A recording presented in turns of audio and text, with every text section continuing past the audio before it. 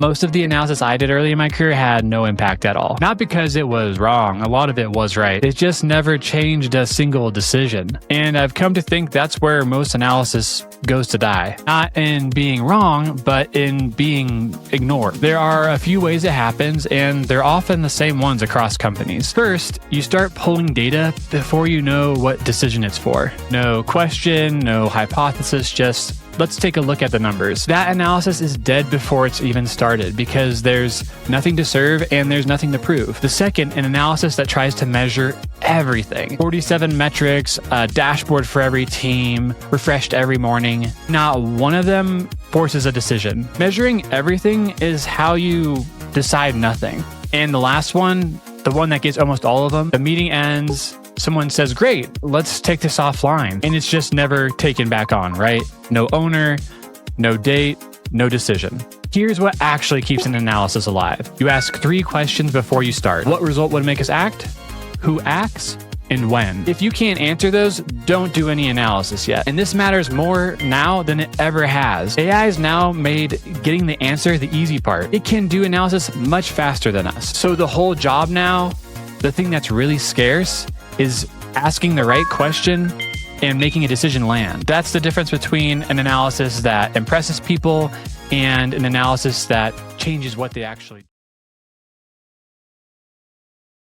I've seen really talented people, really smart people get stuck at mid-level careers and not get up, even though they're really good, because they don't drive decisions and they don't go back to check if they drove them either. So people don't end up going to them when there's a big call to be made. Your job is to think about what a PM or a VP are actually trying to do and make that as easy as possible for them. Make sure a decision actually gets made and then go follow up on it. The people I've seen who do that are the people who get called in early, and it really changes what their career looks like. A lot of people skip it because it's kind of boring. It doesn't feel like you're getting anything done. Jumping straight into the data is more interesting and it feels more like work. In product analytics, it's easy to get a question from a stakeholder or an idea you had yourself. And it's easy to go straight into the data. You start pulling numbers, you make a chart, you send it around, and you think you've answered the question.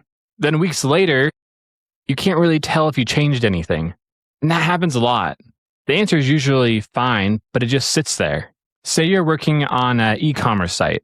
People browse products and there's a save for later button. You look at the data and people who use that button buy quite a bit more than people who don't. And let's assume that number is right. The data behind it is correct. The query behind it's correct. And so someone asks you in Slack or maybe in a meeting, users who save for later buy more than users who don't. Should we make that save for later button more prominent to drive purchases? So sure, that number might be correct, but you can't really drive a decision off that. There can just be so many caveats under it, other things driving the behavior. So if you act on it, it's easy to spend your team's resources on the wrong thing, which really looks bad for everybody. And most of the sort of naive analyses like this that I've seen follow just 2 steps. You measure something and you share it out. The version we teach here has 6 steps. You decide, you ask, you hypothesize, then you measure and you share, and then you act. The other 4 are what turns that measurement and sharing actually into a decision. First, you zone in on the call that's actually being made, because that'll tell you the stakes. If you just measure and share, the answer back is, yeah, sure, probably the number is higher. Let's make the button more prominent. What you want is to drill into what you'd actually be doing. Making a button bigger in this case is very cheap, so the stakes are low. But say you had a request that you knew would take a week or multiple weeks of your team's effort. The real cost is not only the impact to the user and the business, but the cost of the work that your team doesn't do instead. So that's the thing you're actually deciding, and someone has to own that decision.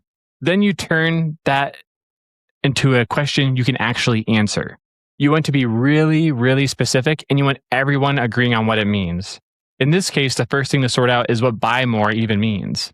I asked a room of data professional, PMs, designers, many other roles what buy more meant in the live version of this session, and we had a huge variety of answers. Revenue per session, revenue per customer, orders per month, average order value per user, repeat orders, subscriptions, referrals, same two words, but many different definitions. That's the first part of the problem.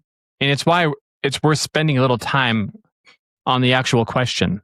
If 5 people on your team define it differently, and I hand that question to an analyst, I have no idea which definition I'm going to get back. Even more so, if I hand it to AI, I could give that question to 5 different analysts or 5 different AI models or 5 different AI runs and get 5 different answers back. And they could all technically be correct from a data perspective. So this might not be the metric that you agree with, but for this session, we're going to say a buyer is a user who placed at least one order, any status ever. So buy more becomes a proportion. Are savers more likely to have ever ordered than non-savers? So this is an example of what you would see in Cloud Code. The only thing available to it right now is one data set, no skills, no agents, and nothing we've kind of built around it in terms of a harness. And that data set has 3 columns: a user ID, a 1 or 0 of whether they use save for later, and a 1 or 0 if they've ever purchased. That's the whole file. There's nothing in this file about who these people were, when they signed up, where they came from. So whatever comes back is really just going to be a correlation, right? So I'll ask it to compare 2 groups on whether they ever placed an order. Give me the rate for each one, how many users are in each, and the ratio between them. And we see for savers, 68.6% of them ever placed an order, and non-savers, 52.6%. That's a 16-point gap, about 1.3 times the rate, or 30% more. And I like this, even with nothing built around it, you'll find it sometimes flags the caveat itself. It says this is a correlation, non-experiment, and that people who bother saving things are probably more likely to buy anyway. So I shouldn't read the gap as an effect of the feature. But there's no actually data behind that yet. It's kind of named that problem itself, but it's got no way to check it. And now that took minutes, right? But a person running that would probably take longer. This is an easy question. It wouldn't take you a week, but it might take you a while to find where the data is and write the query. And there'd be friction involved in that time. Especially imagine if this was a more involved analysis. Now, most of that friction is gone, which sounds like good news, and mostly it is, but you lose something else with it. That friction used to do some of your thinking for you, or force you to do some of your thinking. When a query took an afternoon to write, you had to decide whether it was even worth asking before you invested that time in asking it. Am I really going to spend my afternoon on this? Am I really going to spend my week on this? When analysis is suddenly fast and anyone can do it, not much forces you to ask whether that question was any good to start with. So you can produce a dozen answers that are all correct as far as the math goes, and nothing changes because the questions weren't really worth asking because you didn't spend the time working out whether it was worth asking, what decision it drives, or whether you're asking in the right way. So what do you expect and what would prove you wrong? Neil deGrasse Tyson has this definition of science I like. You do whatever it takes to prove yourself wrong. And if it survives all of that, you've probably got something. Now, savers buying more is already in the data, so that's not really a hypothesis. The thing that I'm actually betting on is saving causes some of the buying, because that's the version of this that makes making the button larger worth it, right? So what would prove me wrong would be if people who save more and people who buy more are the same people for some other reason. Maybe they've just been customers longer, so they've had more chances to hit that button. And they're the same kind of people who'd buy more anyway, regardless of the save more button. That's something you want to write down before you look at any data so we can go check it later. You also want to say what your answer would have to be at a minimum for us to be willing to fund this change, even if it's just a ballpark number. You set that threshold before you look at any data, because if you do it afterwards, it's human nature. You'll just talk yourself into whatever you find. If it comes back as 3% higher, you'll convince yourself that 3% higher is good enough to fund the change. So set it first, and everyone's agreed on the bar before the number turns up and you look into the data. So in our example here, we'll say if promoting the button doesn't have an expected increase of, say, 5 points on purchases, we're not going to fund it. And a lot of this seems a little bit like extra kind of boring pre-work. I like to think of it like training. So I run a lot. I train for these long races.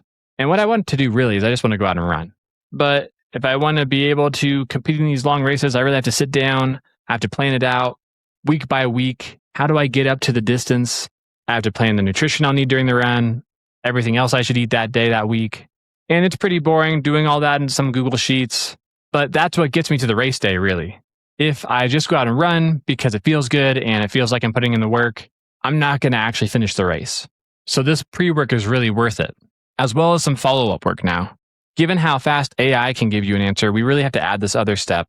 So that makes 7. You're already doing this validation step. You probably just weren't calling it. You'd be writing the query yourself, right? Hitting a bunch of errors along the way, or you'd look at a number and it didn't really look right. And you go back to change the query.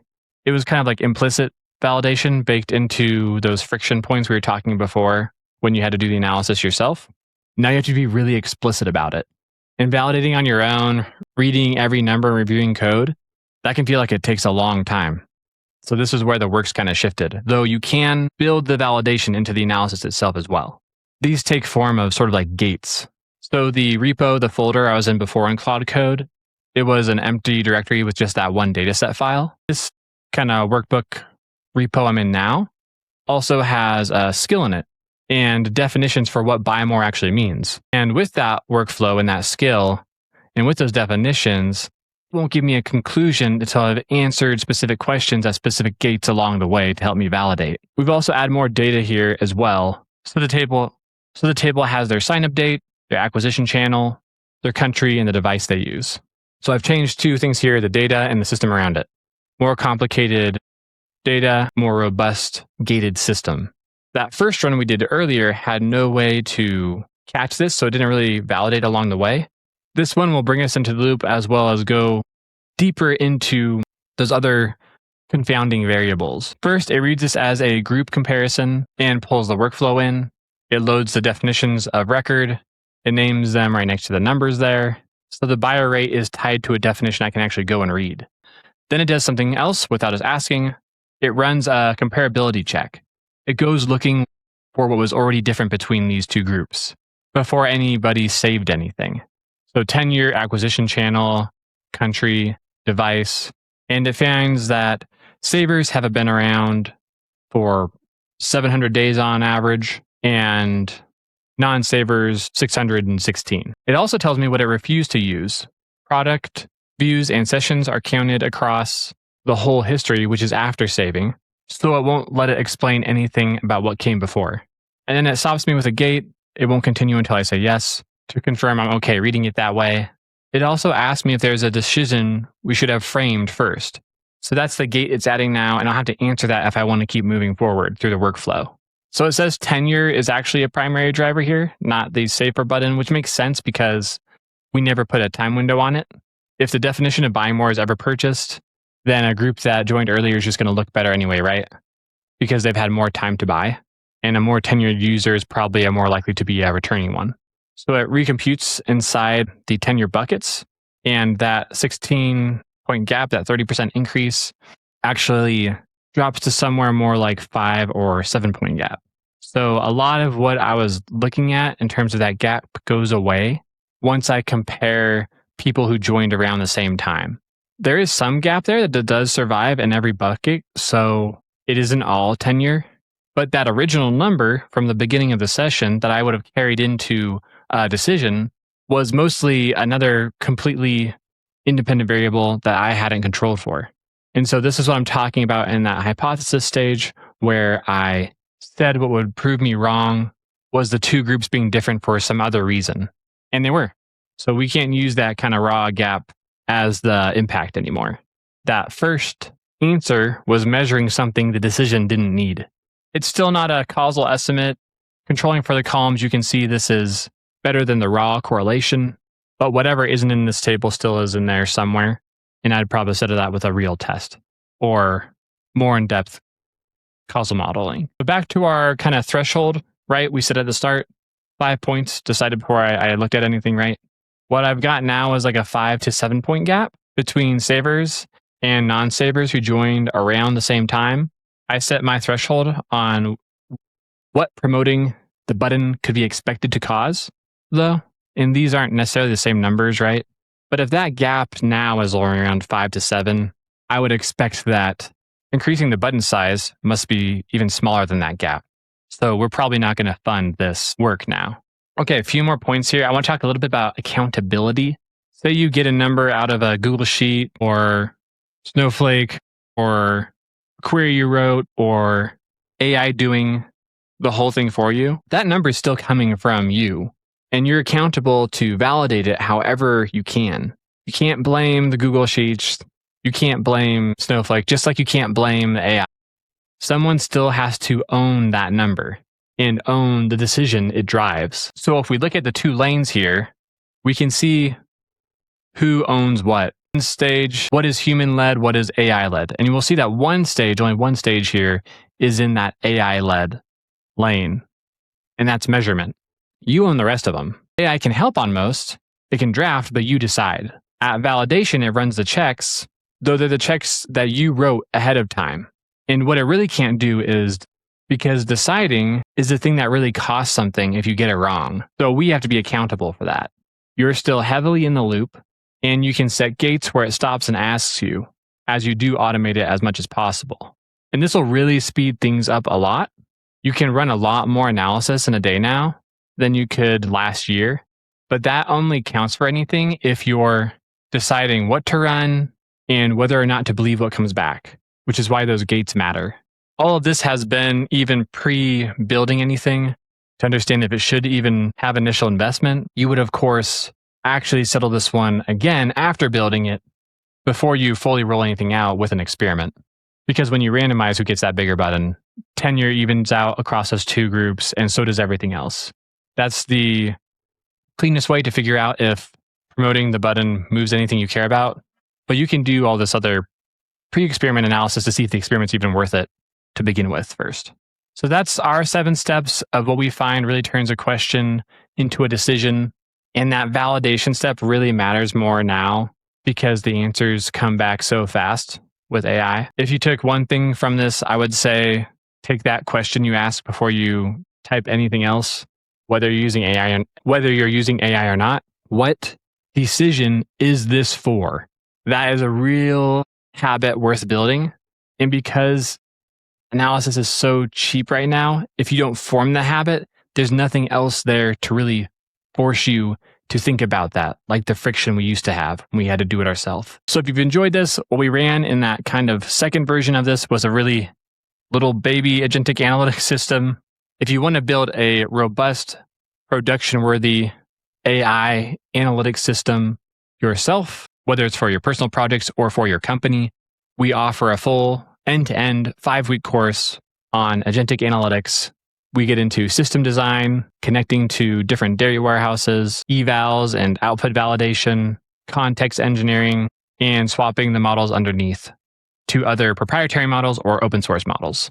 And if you'd rather use a system that's already built, but you want to learn more of that sort of analytical thinking side of things, we have a course for that too. It's also 5 weeks. It's called AI Analytics for Everyone.